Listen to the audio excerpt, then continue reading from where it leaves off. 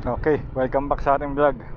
Ang topic natin ngayon ay mga lessons na pwede natin matutunan sa pagmamotor na applicable sa ibang aspeto ng buhay natin. Okay? Okay, unang-una, yung focus and attention to detail. Alam naman natin na pagdating sa pagmamotor, kailangan natin ng matinding concentration at saka attention to detail. Matututo tayo dito na palaging maging aware sa paligid natin. Ito yung 360 awareness. Pwede rin tayo matuto na mag-anticipate ng mga potential hazards dahil nga aware tayo sa paligid natin. Tapos, ang isa pa natin matututunan ay yung makapag-react or makapag-decide ng mabilis, yung quick decision dahil nga na-anticipate natin yung potential hazard. Beneficial tong skill na to pagdating sa mga work task at personal relationships. Okay. Next ay risk management.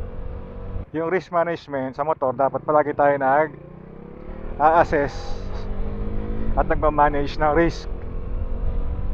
Sa pag-a-assess natin ng risk, kailangan matututunan din natin na kailangan matuto tayo kung kailan tayo dapat pumasok sa calculated risk, kung kailan natin dapat iwasan yung risk.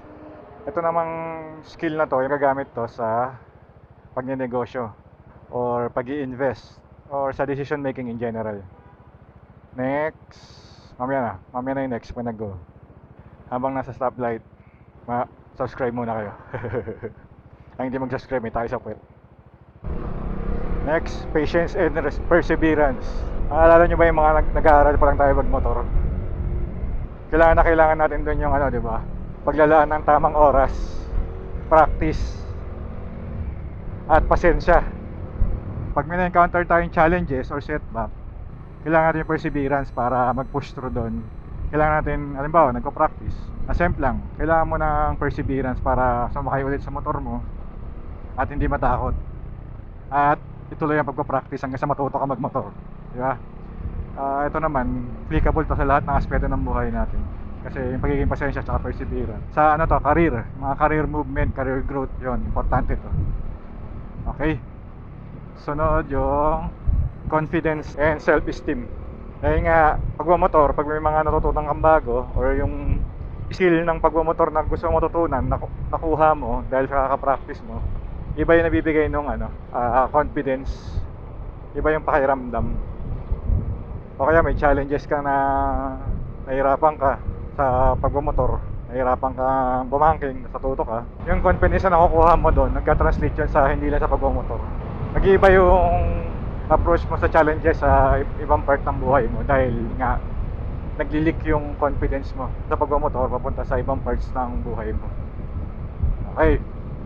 Ang next ay balance and coordination. So sa pagmamotor, di ba? Importante yung balance.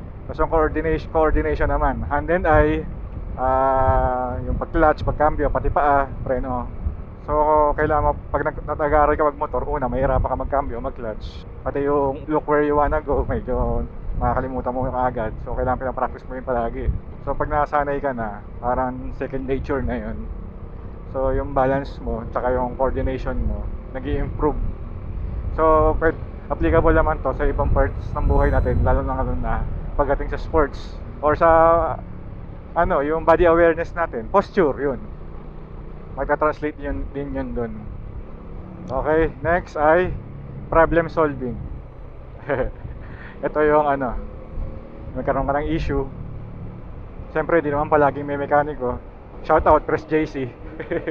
Pag may mga issue na hindi mo kagad madala sa mekaniko, so naisipan mo ng paraan, nag-research ka, naintindihan mo kung ano yung mga nangyayari, natututunan mo kung ano yung mga nangyayari, kaka-research mo, may effect yun sa problem solving mo sa buhay, sa ibang part ng buhay mo.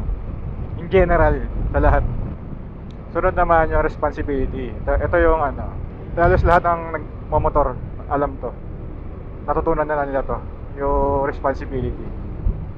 Yung responsible ka sa proper maintenance, schedule.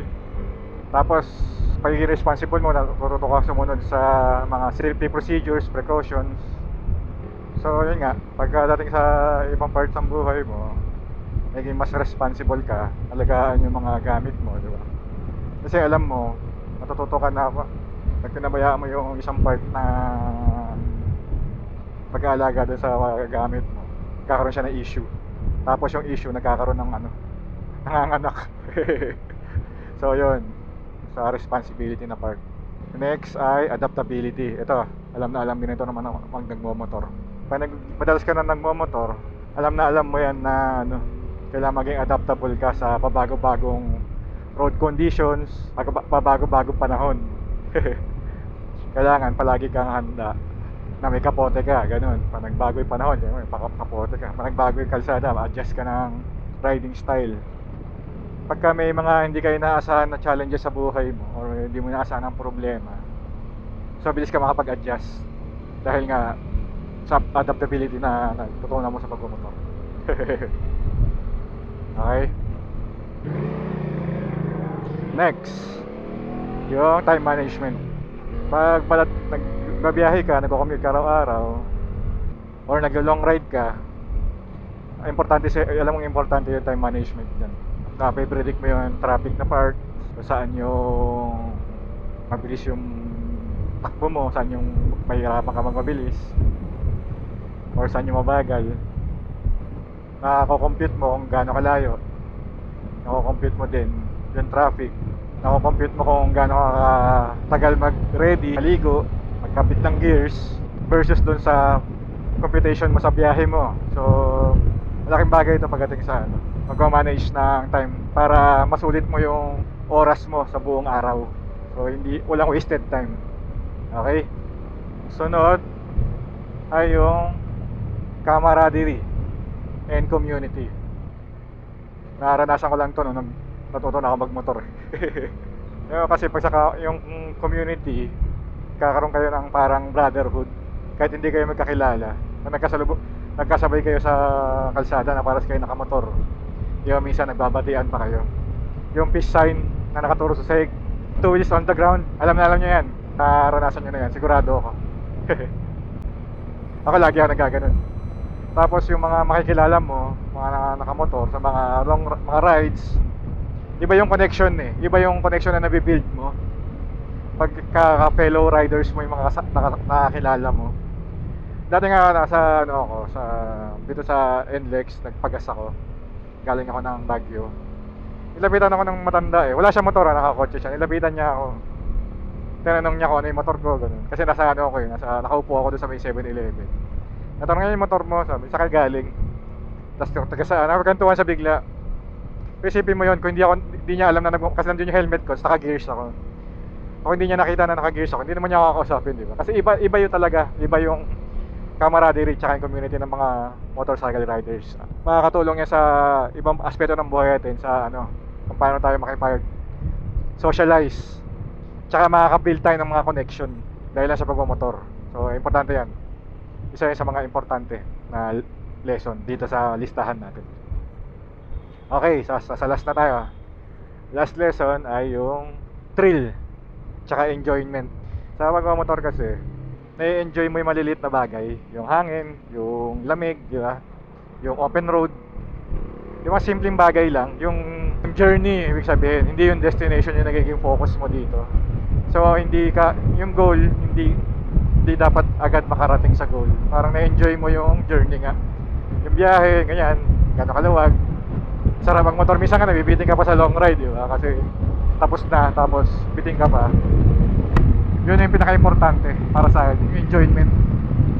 Epekto na to sa ibang aspeto ng buhay natin ay yung ano, yun nga, na hindi tayo nagpo-focus sa pinaka-goal, na-enjoy natin yung maliliit na bagay, yung journey ang focus. Yun, malaking bagay yun. Matuto tayo mag-enjoy sa mga maliliit na bagay. Parang enjoy the small things. So, summary, sa pagmamotor, yung mga matututunan nating skills, magagamit talaga natin yan sa ibang aspeto ng buhay natin. Hindi lahat, hindi palagi, pero may epekto talaga siya. Magiging responsible ka, magiging mas maingat kang rider, tuto ka mag-maintain, sumunod sa maintenance, sumunod sa rules, saka magiging mas masaya ka.